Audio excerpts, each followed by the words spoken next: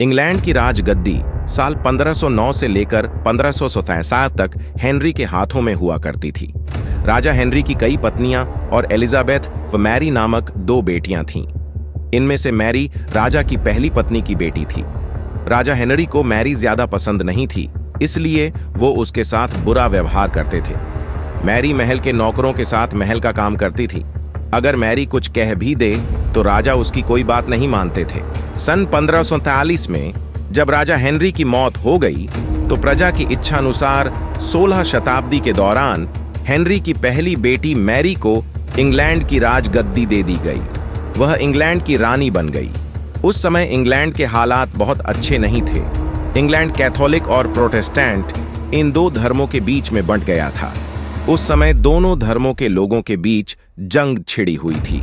रानी Mary चाहती थीं कि पूरे इंग्लैंड में सिर्फ एक ही धर्म हो, लेकिन लोगों ने उसकी यह बात मानने से साफ इनकार कर दिया था।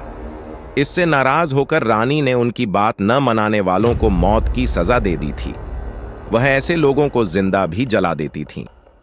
रानी मैरी की इस क्रूरता की वजह से इंग्लैंड के लोग उससे नफरत करने लगे। ऐसा भी कहा जाने लगा कि रानी मैरी कुंवारी जवान लड़कियों के खून से नहाती थी।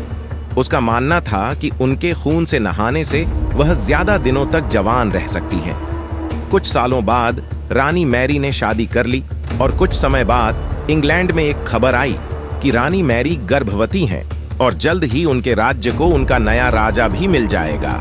इस बात से हर सभी खुश हुए, लेकिन उस समय रानी मैरी के साथ बहुत ही अजीब घटना हुई।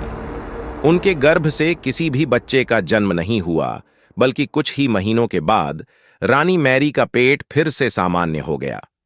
वहां के ओझा लोगों ने अपनी तंत्र विद्या से बताया कि रानी मैरी के गर्भ में कोई बच्चा नहीं बल्कि एक भूत आकर निवास करता है।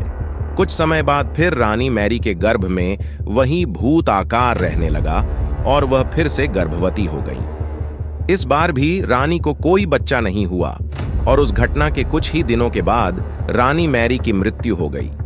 इसके बाद मैरी की छोटी बहन एलिजाबेथ को इंग्लैंड की राजगद्दी पर बैठाया गया और एलिजाबेथ इंग्लैंड की नई रानी बन गई। रानी मैरी की क्रूरता की वजह से इंग्लैंड को लोग उसे एक निर्दयी औरत मानते थे। वहीं जब उसके गर्भ में बच्चे की जगह एक भूत का निवास होने लगा तो लोगों ने उसे शापित भी करार दे दिया और इसी वजह से उसे लोगों ने ब्लडी मैरी का नाम दिया। Thanks for watching guys. Video अच्छा लगा हो तो लाइक ज़रूर करें और हमारे चैनल को सब्सक्राइब ज़रूर करें ऐसे ही डरावनी कहानी सुनने के लिए।